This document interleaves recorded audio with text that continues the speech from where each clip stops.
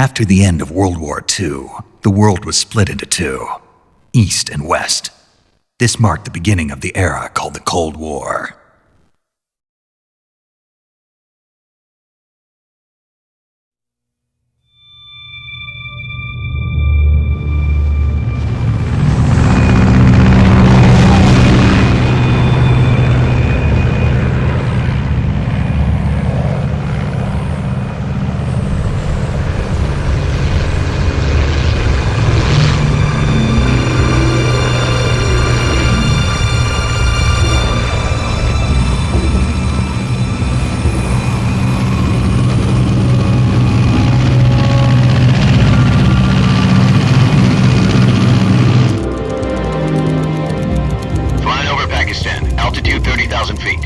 Approaching Soviet airspace.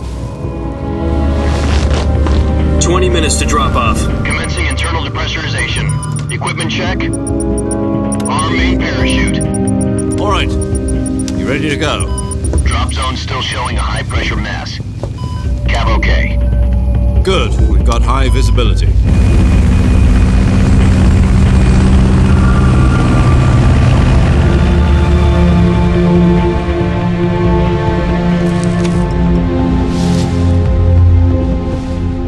Cigar. Connecting oxygen hose to interior connector. Put on your mask.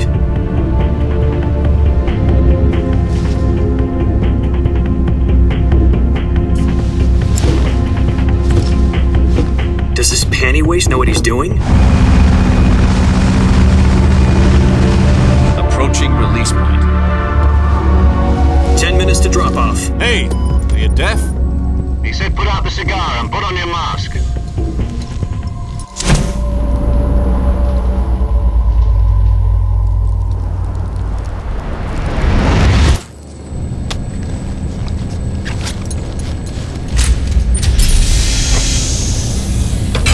Depressurization complete.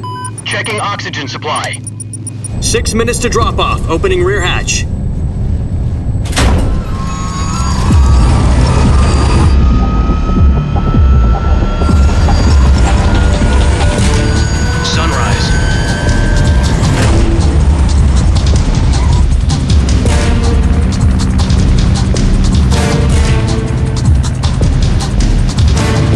Temperature minus 46 degrees Celsius.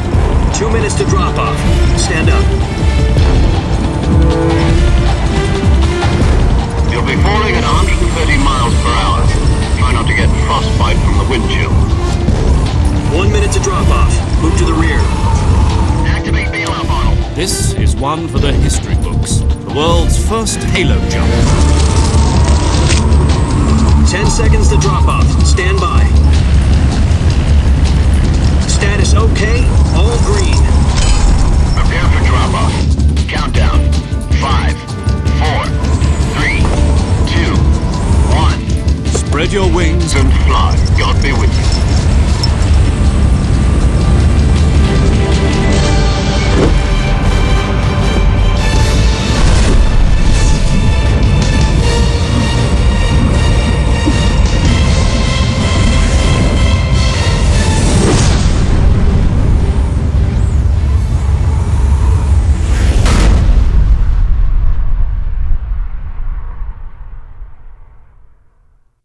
Jack, I've got some important news. The head of the CIA has finally given us the green light for the Virtuous Mission. Virtual Mission? No, the Virtuous Mission. The future of our Fox unit depends on it. If it succeeds, we'll be officially organized into a unit. Virtuous Mission? Sounds like some kind of initiation ritual. Don't get cocky. This isn't a training op. Right. So what exactly is this wonderful mission? Well, about 2 years ago, a certain Soviet scientist requested asylum in the West through one of our moles. His name is Nikolai Stepanovich Sokolov. He's head of the OKB-754 Design Bureau, one of the Soviets' top-secret weapon research facilities, and the East's foremost expert on weapons development. Sokolov? Isn't he that famous rocket scientist? The very same. On April the 12th, 1961, the Soviets achieved the first manned spaceflight in history.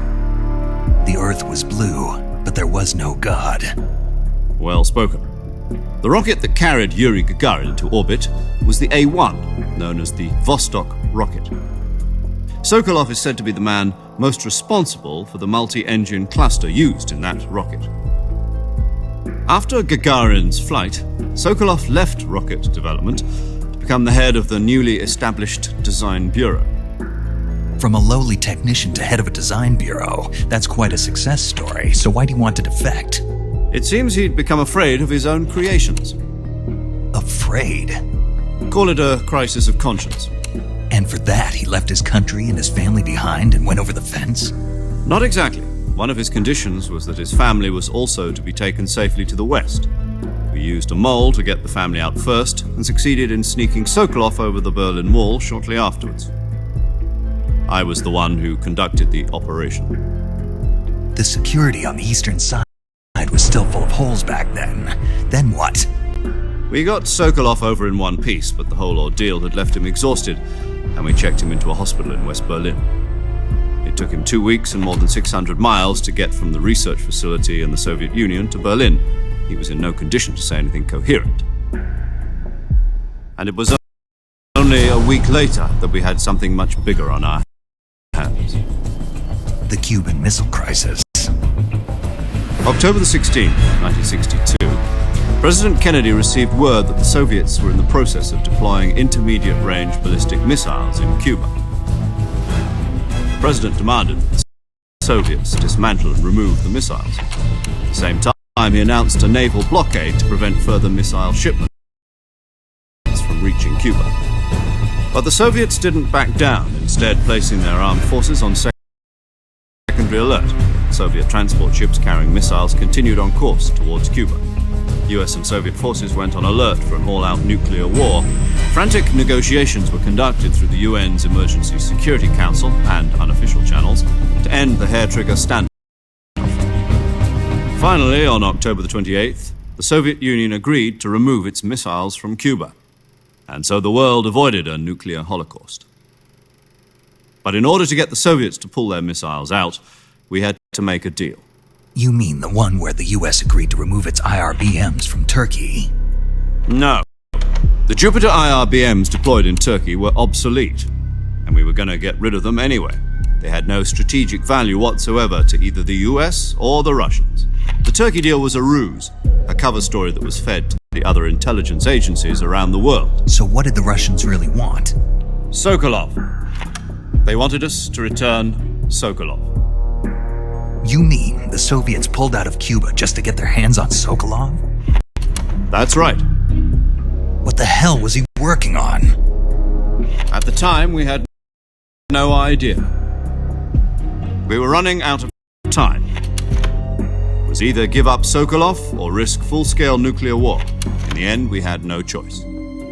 President Kennedy gave in to Khrushchev's demand. The next day, I got Sokolov out of the hospital, handing him over to agents on the eastern side. Sokolov kept on screaming, "Save me," until he disappeared from my sight.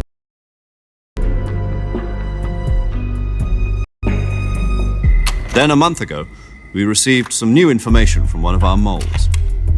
About Sokolov? Yes. He was taken back to the research facility and forced to continue working on the weapon in question under KGB supervision. What's more, it's on the verge of completion. So what kind of weapon is it? Something to do with space rockets? No, missiles. Same technology. I guess you're right. We don't know the details, but it appears to be a new kind of nuclear device. For half a year now, the Soviets have been conducting frequent nuclear tests at Semipalatinsk. Something to do with the weapon, I assume. We're talking about a secret weapon so big that Khrushchev was ready to pull out of Cuba to get it back. Is Sokolov still in the facility? No. According to our intelligence, he's in Selinoyarsk, a place in the mountains about 3 miles to the west that's known as the Virgin Cliffs. The Virgin Cliffs. Nice name for a virtuous mission. They moved him there just recently. Why? Apparently, they're conducting a field test of the weapon, but it's our best chance to get him back. This mission would never have been possible if he was still in the research facility. This is our last chance. Sokolov must have known that too when he contacted us.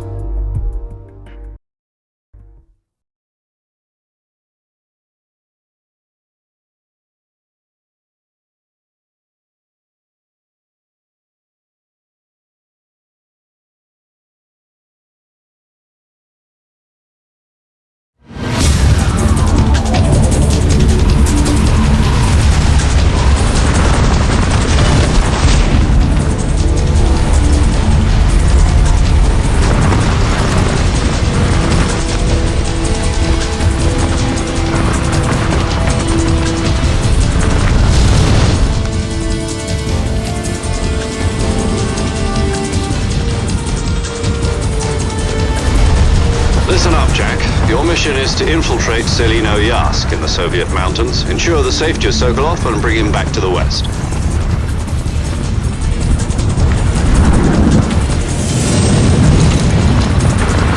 If we don't get Sokolov back before that weapon is complete, we'll be facing a major crisis. The clock is ticking.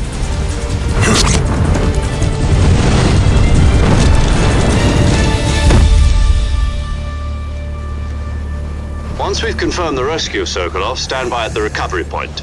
A recovery balloon will be dropped at that point. Helium will be pumped into the balloon to inflate it. The process takes about 20 minutes.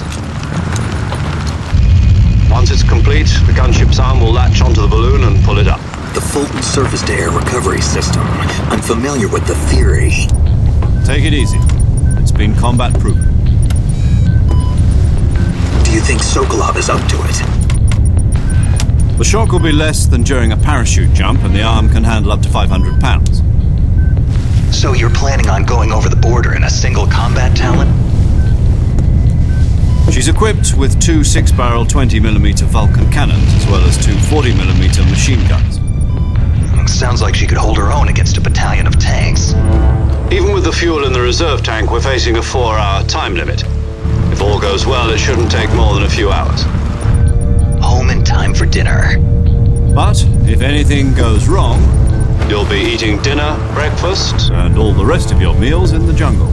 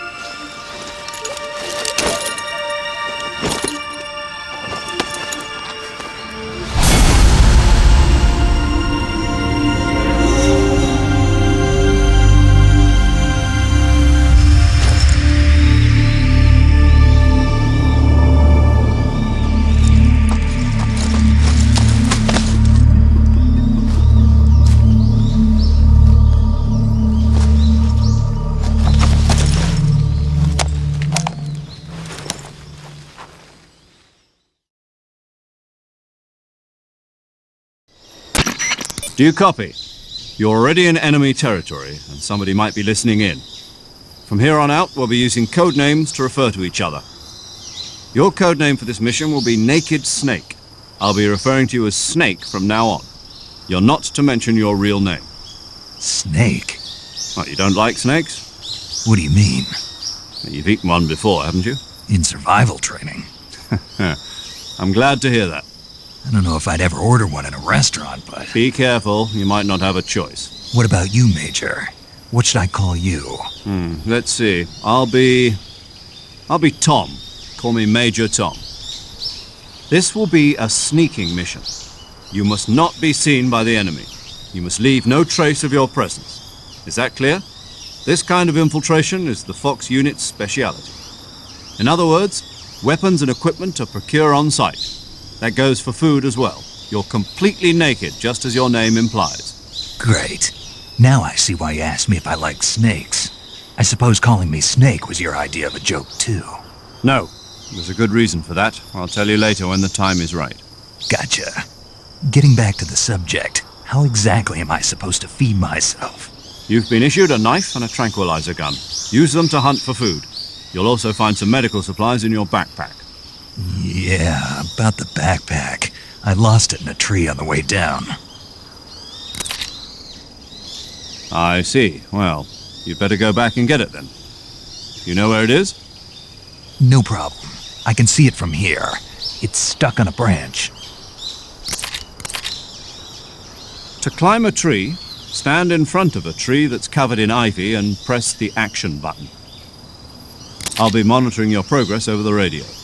We can't risk violating Soviet airspace, but I'll be in the gunship. My frequency is 140.85. I'll give you a call if I need to talk to you. If you need to talk to me, use the send function. Okay, Snake, go get your backpack.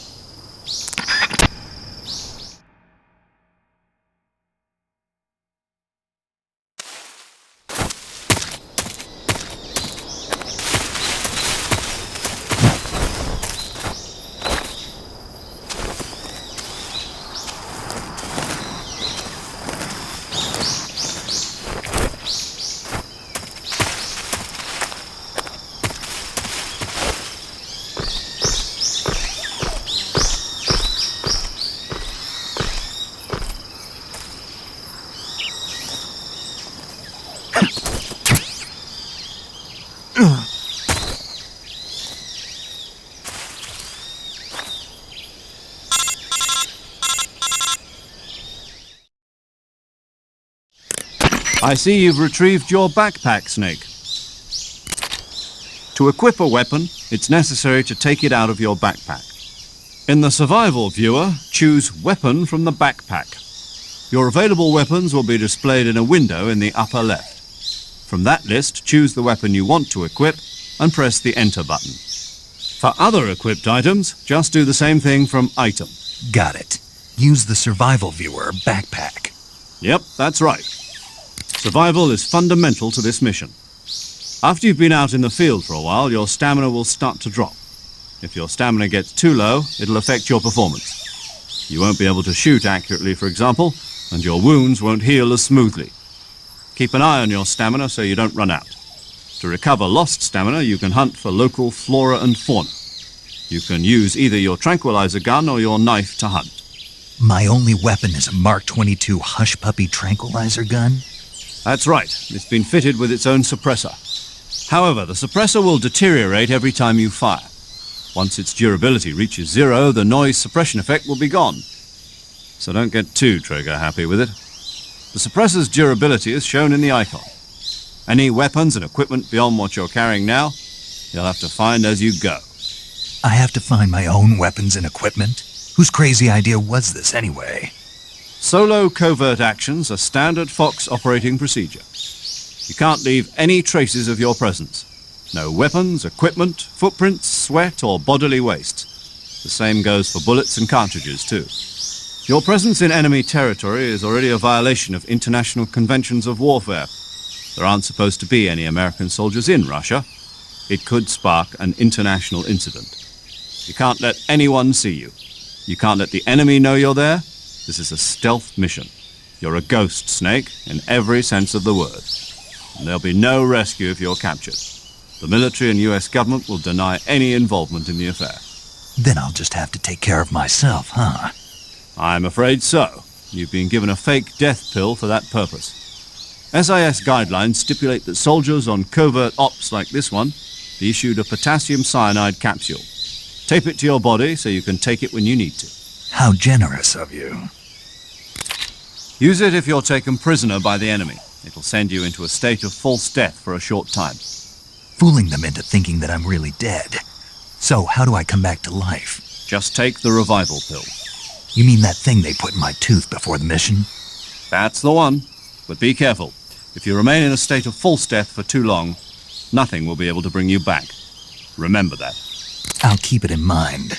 You said this was a solo mission, right? Right. I guess that means I can't count on any reinforcements. Correct. The mission rests entirely in your hands. A real one-man army. Relax. There's a support team ready to back you up over the radio. Who? I'll introduce them to you. This time, survival is of utmost importance. The first member of the support team will be in charge of monitoring your physical condition, acting as a medic, so to speak, as well as recording your mission data. She's a member of Fox as well, and she's here on the gunship with me. She? Hello, Snake. I'm paramedic. Nice to meet you. Paramedic. As in a medic who comes in by parachute. Aren't you going to tell me your real name? Are you going to tell me yours, Mr. Snake? My name, huh? It's John Doe. And they call you Jack for short. You're a regular Captain Nemo. A name means nothing on the battlefield. After a week, no one has a name. What's your name?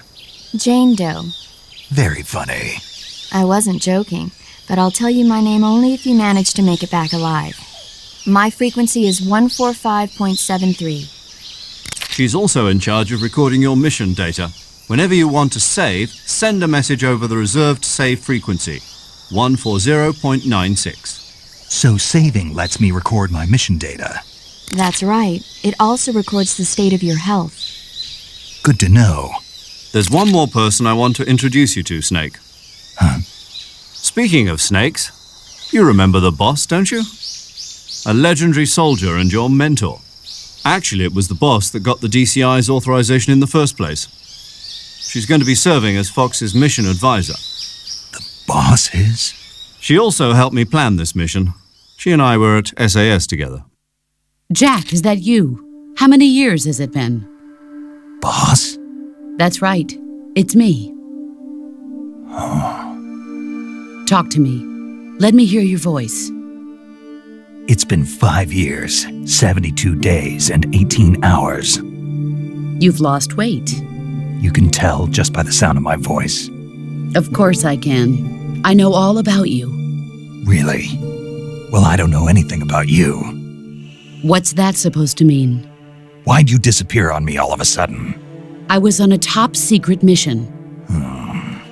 You didn't need me anymore.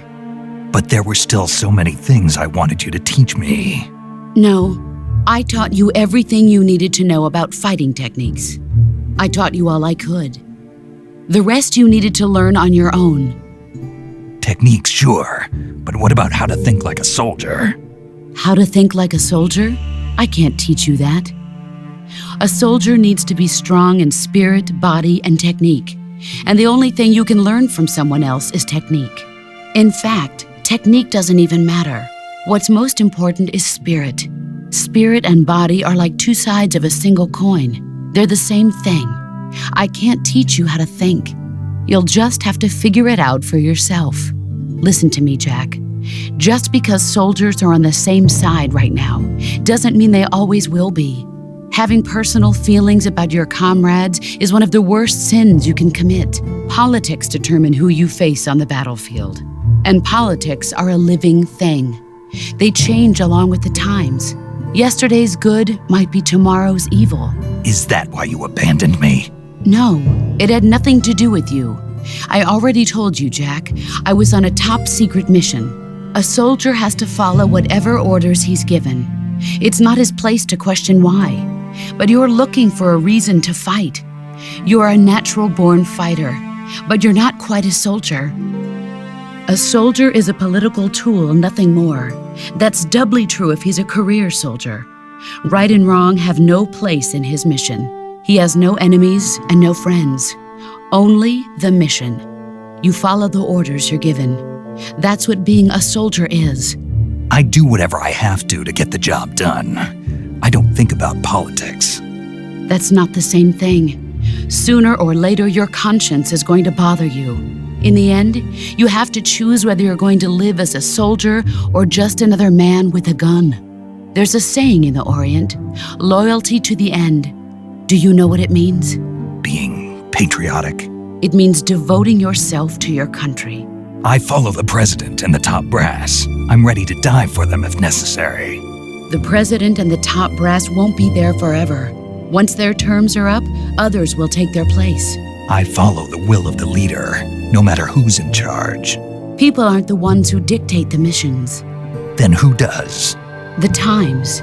People's values change over time, and so do the leaders of a country. So there's no such thing as an enemy in absolute terms. The enemies we fight are only enemies in relative terms, constantly changing with the times. As long as we have loyalty to the end, there's no point in believing in anything, even in those we love. And that's the way a soldier's supposed to think? The only thing we can believe in with absolute certainty is the mission, Jack. All right, but do me a favor. What is it? Call me Snake. Snake? Oh, right. Your codename is Snake. It suits you well. That's right. The legendary unit that the boss put together during World War II was a snake. The Cobra unit, a group of heroes that brought the war to an end and saved the world. As long as you've got a legendary hero backing you up, you'll be fine. Isn't that right, Snake? Yeah, I can't think of anyone else I'd rather have with me. Oh, and one more thing, boss. Yes? It's good to hear your voice again. Same here. After all, who knows if either of us will make it out alive? Snake, you are always best at urban warfare and infiltrating buildings. But this is the jungle. Survival is going to be key. Those CQC techniques I taught you are sure to come in handy. CQC? Close quarters combat, huh? I've been in the Green Berets for the past few years. I'm probably pretty rusty. Not to worry. I'll be here to help you remember. After all, this is your first actual survival mission. I'll be supporting you over the radio. Where are you, boss? Next to the major? The boss is communicating with us by radio from aboard a Permit-class submarine in the Arctic Ocean. My frequency is 141.80. Call me if you need my advice on battle techniques. Gotcha. Your mission is to retrieve Dr. Sokolov. Dr. Sokolov is being held in an abandoned factory located to the north of your current position. Avoid heavy combat and don't let anyone see you. Don't forget that this is a stealth mission.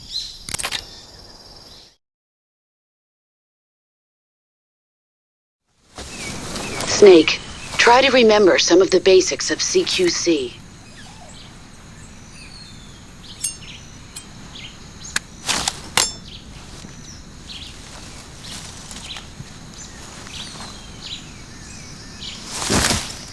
Commencing Virtuous Mission now.